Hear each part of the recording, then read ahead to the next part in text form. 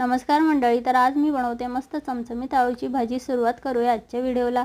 त्यासाठी भाजलेला कांदा, आले, लसूण, ओले खोबरे, कोथिंबीर वाटण छान मिक्सरला बारीक वाटून घेतलं। त्यानंतर कढईमध्ये 2 ते 3 पळी तेल घेतलं, कडकडीत तापवून घेतलं। त्यामध्ये हे वाटण ॲड केलं आणि कलर चेंज होईपर्यंत परतून घेतलं। यामध्ये चवीनुसार मीठ, घरगुती मसाला, कांदा लसूण मसाला, थोडीशी हळद टाकून हे मसाले मस्त अर्धा मिनिटभर तेलात परतून घेतले। चॅनलला नवीन असाल तर चॅनलला सबस्क्राइब करा, बेल आयकॉनला क्लिक करायला विसरू नका, व्हिडिओला एक लाईक नक्की करा। अशा पद्धतीने छान मसाले परतून झाले की अर्धा ग्लास पाणी टाकून मी रश्श्याचं प्रमाण वाढवून घेतले। रश्श्याला छान उकळी येऊ द्यायची, तरी छान सेट होऊ द्यायची। त्यानंतर यामध्ये आळूच्या वड्या कट करून टाकायच्या।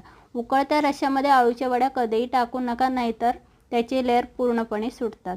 तर अशा पद्धतीने आपली मस्त चमचमीत गावरान पद्धतीने आळूची भाजी तयार आहे। रेसिपी कशी वाटली कमेंट करून नक्की कळवा, तुम्ही सुद्धा नक्की ट्राय करा।